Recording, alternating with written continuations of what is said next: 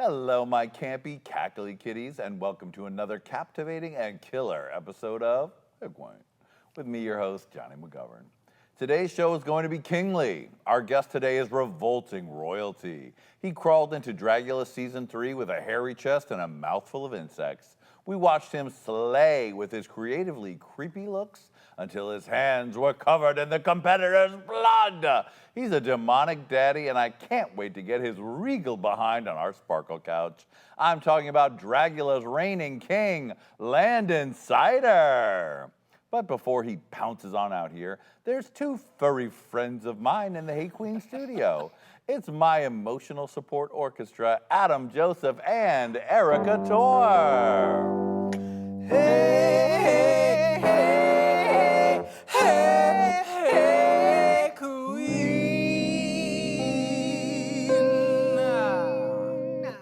Next up, Adam and Erica play the Michigan Women's Music Festival with their touching brand of folk soul. Folk soul, yes, ma'am. That's my genre. How did you know? It is. Erica, I have something to tell you. What is it?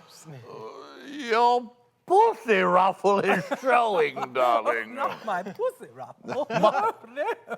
She's really out on display today, honey. Just a little something for the kid. Do a little something for the kids. That's right. Just a little something for the children. Adam, are you wearing your pussy ruffle under the desk? Oh, I've always got my pussy ruffle on.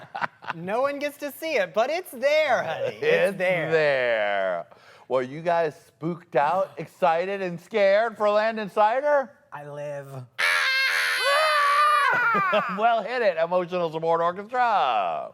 He snatched the crown and ate a spider.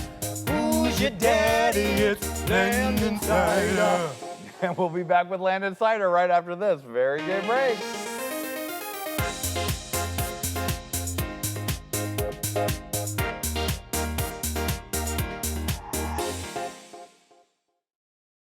Our guest today is a king who slayed all the queens in the Dragula kingdom. Please welcome to the Sparkle Couch, Landon Cider. He snatched the crown and ate a spider.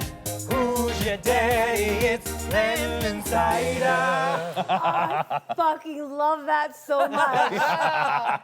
That's the only reason why I came today. That's just for that. Yes, you got it. We Bye. made it worth It was it. nice seeing It everyone. was worth it. So good. Well, normally here's where I would say, hey, queen, but I'm going to say, hey, king. Hey, well, you're the daddy, though, so I'm honored that you blessed me with that title here tonight. You've earned it, sweetie. You have earned it. Landon, we finally got you here. It's been years in the making. Oh, and it is worth every minute. Let me just look at you. Take me all in, drink me in. Stunning. Thank you. There's a full moon in the sky, and you're sitting on a full moon as well. Would you like to see it? Yes, I would. I do have some COVID carbs, so it's an extra wide moon for everyone. But yes, it's got the full moon. Ooh, I knew yeah. that we have some interesting situations where we don't have our dancers here, so I thought I'd audition with my outfit to be a dancer for maybe next season when we're back to normal. Sounds good. I mean, finally a way to make the lap dances interesting again. Landon Cider will do them all. If you're available, I'm serious. Yeah, so I actually thought I'd give you some homages today. Oh, okay. Because I wanted to make sure to wear red for Lady Red, because Yes. I did work with her many, many times. Many and times. you know, we are missing a beautiful energy and soul in the studio Definitely. this season. But also because when you had our season 1 reunion, she dressed up as a beast. She did. And I decided to give you a sexy beast. All right. Yeah. Honey, you giving it to me. You're giving it to me good. Lady Red, I know, approves. I can hear her now. Well, Landon, there's no time to waste. It's time to get to the tea. Let's get to it. The tea. Of course, the tea is, you won Dragula! Yay! I sure did. Yes, I did. I mean, first drag king to compete on TV in the U.S., best track record in Dragula history, never up for extermination. I mean, how has winning Dragula affected your life. Oh, that's how there it you feels. are, winning, getting your crown, There I honey. am. Yes. Amazing. So exciting. I can look at that like all day long, every day. I bet. Now, it's such a big thing, in a competition of drag queens, like you really stood out and did your thing, as you always do. Thank you. I'm used to it. I'm used to being on stages with queens. That's where I made my mark. I've mixed with queens my entire career. I've had very generous stages given to me, opportunities, very supportive peers and queens. The SoCal scene is very hard, very, very competitive, but I've been open arms the whole time, so it wasn't new to share stages and in a competitive level too. Of course, that's scary, but I was ready for it. You were ready because you've been practicing for years. I mean, since I've moved here, when there's a drag queen show, there's a king in the mix, and it's you, honey. It was me, yeah. Now, that's not easy. You have to probably convince people and show them over and over again that you can hang with the girls. Definitely. It's kind of like the same scenario. It's a microcosm of the world where minorities have to work 3 or 4 times as hard to get half as far. So I just went into it the same scenario that I lived my whole life as a woman living in a very male-dominated world when it comes to power, and as a lesbian trying to prove myself all the time, and as an androgynous lesbian too, kind of looked at a certain way. So I just treated my drag and my drag journey the same way that I treat the whole world, and that was just give everything I got to prove that I deserve to be there. And when I got there, I just basked in the celebratory energy. Yes. Yeah. Of slaying them all the house eating them down. Erica and Adam, are you thrilled? Erica, I feel like you might be in love. I'm a huge fan. Huge fan. I love it. I thought you turned it so fiercely on Dragula. I was incredibly impressed from jump. Thank you. When you came out in that leather daddy look, I was at home. like, oh. Well, Yeah, got me feeling some I type can of see that way, in you. honey. I can see that in you for sure. Yeah, I get all the boys really love that one, and the girls too. But yup. Oh, yeah. All the bottoms came to my yard for sure. All right, Landon, it's time to hold your hands up in the air because we're about to go back in the time machine. Whoa! Whoa! Oh, whoa, look, here we are. We're in Lincoln Heights in East LA, and there's little Landon running through the streets. Tell me about growing up and what you were like as a kid. I was very loud. I wanted a lot of attention all the time, as I am today, same. I grew up in a single mother household. My dad was never around, never got to meet him. I have a couple pictures, but that's about it. She was a very strong, amazing, supportive powerhouse of a woman living through disabilities.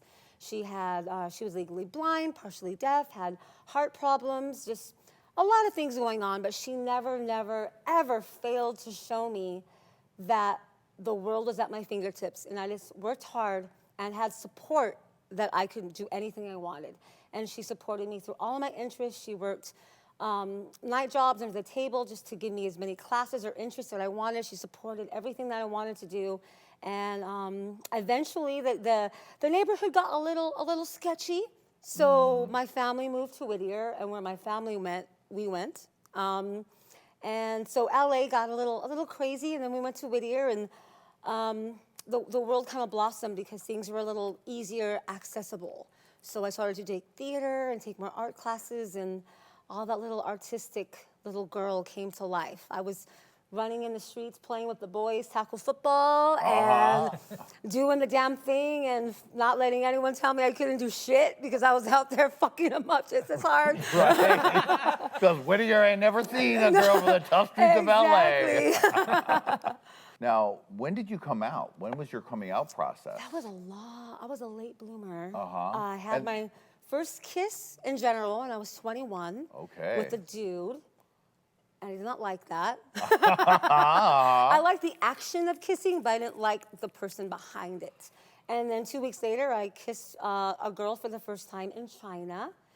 Wait, in China? Wait, hold on. How'd you get, you were like, this kiss of a man was so horrifying, I'm leaving the country. Exactly what happened. No, I was on tour with a college production of Our Town. and the student director was a lesbian, and she took me by the hand and walked me through an introduction, as you can put it. And I kind of never looked back, pretty much. I knew this was it. I came home. People were questioning me. My mom was really sick at the time, and she ended up passing away before I told her. But she loves me no matter what. She's the loudest cheer in any crowd. I know it's her. Her energy surrounds me all the time, so I know she loves me and has been the most accepting person. I think when I was like 12, she pulled me aside and said, if you ever decide, you know, the language is a little different, if you ever decide to be gay, I would still love you. So I think she had an idea, because I was tackling boys in the streets. Right. So I think she had an idea of what I was up to. And then I thought I was bi for a minute and quickly realized that wasn't the case.